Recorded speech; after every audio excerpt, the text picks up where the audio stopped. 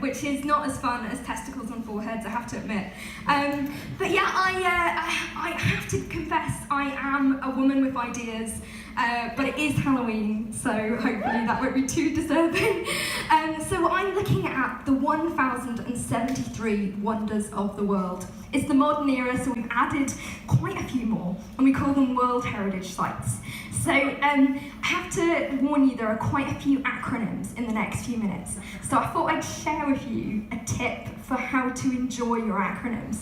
So I like to think of them as the word that they sound like, and then figure out kind of what the characteristic of that word is. So I'll give you an example. I am part of the Ironbridge International Institute for Cultural Heritage, the IIICH, or ICH! Sort of a terrified sneeze. That's my department. Another example is, of course, World Heritage Sites, which from now on will be called Whoosh. They're a whimsical kind of adventure that we can go to on our holidays, which is excellent. And of course, the big one is an organisation that never actually calls itself the UNESCO, because it's already there, it's already capturing its Frenchness, it's based in Paris, and its sophistication, and calling itself UNESCO. So, UNESCO, it is the United Nations Educational, Scientific and Cultural Organisation. So, it's going to be a lot of laughs. UNESCO, I don't know if you've seen in the news recently, the USA announced that it was withdrawing from UNESCO. They cited irreconcilable differences. So why would the USA want to leave this organisation? What are they all about? Well, UNESCO is devoted to bringing about world peace.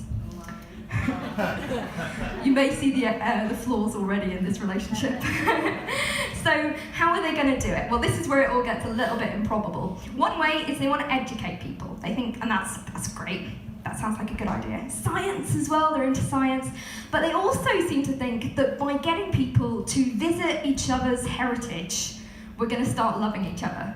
Not convinced. But that's sort of what my PhD is in. I'm looking at tourism to World Heritage Sites and what people connect with and what they don't, and what's actually happening in all that. UNESCO is quite an old-fashioned organisation. They've been around for a long time now. And you can kind of see that in some of their programme titles. We have the L'Oreal Women in Science Award. Yeah.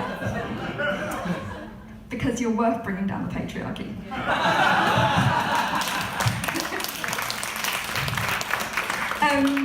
But yeah, their founding constitution needs a little bit of an update. It says, if wars begin in the minds of men, it is in the minds of men that the foundations of peace must also be formed. So you're seeing the non-gender neutral language straight out of the pot there. It's been around for a while. So I've been having a think, I've been trying to work out how can we update this admirable, if slightly stupid phrase, and bring it right up to the 21st century. So we could say humanity rather than men. But there's a bit of a problem with that, because I think we've got to be looking forward to the future, and wars inevitably, I think, are going to start being formed in the minds of robots as well. So we've got to bear that in mind. And I'm not sure if men and women really works either, because I'm not sure if wars actually do begin in the minds of women. Sorry about that. But I think bringing it right up to the 21st century, we've got to just go for, if wars begin in the tweets of men. It's in the tweets of men.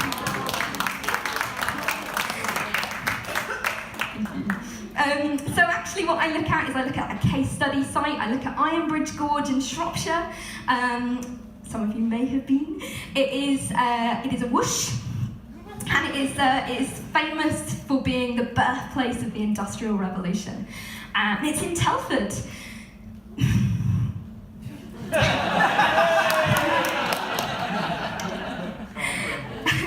Say no more, obviously.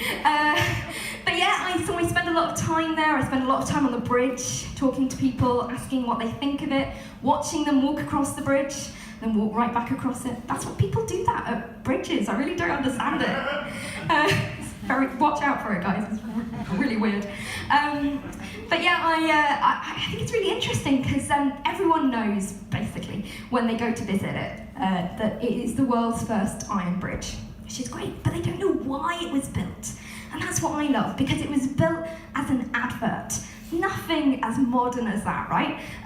It was built as an advert for Coalbrookdale Iron. It was about saying, we can build anything out of iron. And they wrote on it in huge letters, this bridge was cast in Coalbrookdale.